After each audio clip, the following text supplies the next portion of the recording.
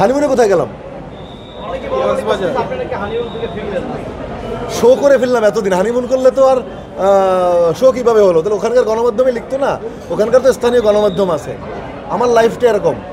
কেউ একজন আমাকে লিখছে কোন নায়িকা নাকি ইন্টারভিউতে বলছে জায়েদ খানের জীবন সবচেয়ে সুখের জীবন। তা আমি এই জীবনটাকে আমি উপভোগ করছি। Life is like that. এখনই সময় উপভোগ করার। এরপরে লন্ডন যাচ্ছি, কানাডা যাচ্ছি, আমেরিকা যাচ্ছি, ট্যুর চলছে।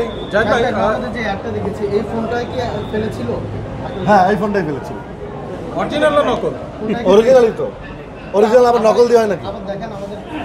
সেই ফোনটা আছে? অবশ্যই আছে। এই যে সাথে নেওয়া রেডি পুরো।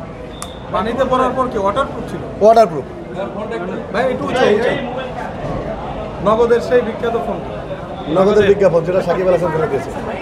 হ্যাঁ জি, 3বার ফেলতে হয়েছে। না, কাজের জন্য কাজ। নগদ বলেছে যদি নষ্ট হয় কিনে দেবে, নষ্ট হয়নি।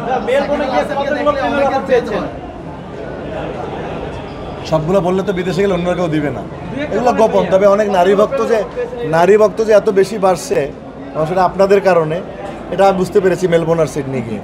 প্রচুর মেয়ে দর্শক। একটা স্পেশাল ভক্তের একটা স্মৃতি বলেন যে খুব আন্তরিক ছিল আপনার প্রতি এবং এখনো মনে পড়ে। একটা মেয়ে এডিলেড থেকে চলে আসছে। এডিলেড হচ্ছে আরেকটা স্টেট। সেখান থেকে সে আমার জন্য একটা ছবি বানিয়ে আমার অটোগ্রাফ সহ সেখানে চলে আসছে এবং সে পুরো অনুষ্ঠানটা উপভোগ করছে। এবং যতক্ষণ পর্যন্ত না আমি সে গ্রিন রুমে আমার আসতে দেখা করতে পারছি ততক্ষণ পর্যন্ত সে লাইন থেকে সরেনি। এতবার সরিয়েছে, সরেনি।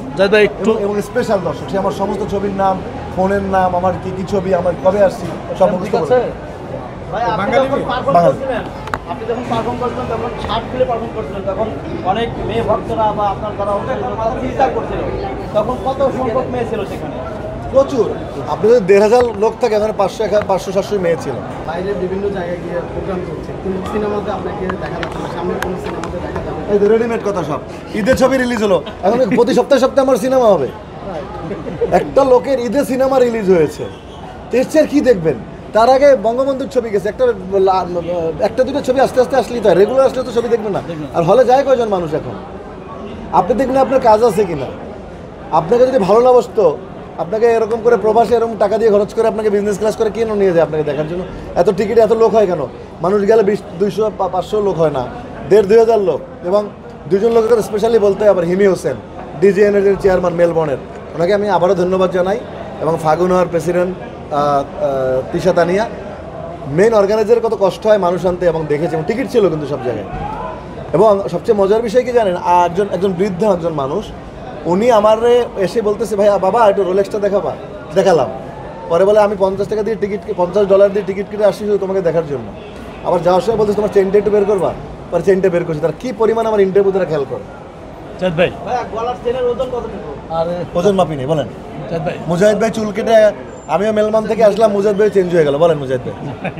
হচ্ছে সদস্যপদ ফিরে পেয়েছেন, কেমন লাগছে? কোথায় ফিরে পেয়েছি? আমি তো কোনো চিঠি পাইনি। আমরা শুনলাম যে 2 জন সদস্যপদ ফেরত দিয়েছে। আপনাদের মাধ্যমে এই শুনলাম, আমি জানি না। আমি মাত্র আজকে এসেছি। আমার বাসায় হয়তো বা চিঠি আসতে পারে, আমি চিঠি পাই। চিঠি পেলে কেন আমার অন্যায়ভাবে আমাকে সদস্যপদটা বাতিল করলো তার জন্য আমি বিচার চাইব বর্তমান কমিটির কাছে। আমি এটাকে নিয়ে আপনাদের আপনাদের মাধ্যমে একটা বড় সংবাদ সম্মেলন করতে চাই। না এখন পর্যন্ত আপনি জানেনও না যে না, আমাকে কোনো, আমি যতই মুখে বলবো মানুষ আমাকে মুখেও কেউ বলে না, যদি আমাকে পায়নি। বাট আমি আজকে এসেছি, অথবা চিঠি দেখবো। একটা মানুষকে সদস্যপদ দিতে হলে তাকে একটা চিঠি দিতে হবে। চিঠিটা পেলে আমি বুঝতে পারবো।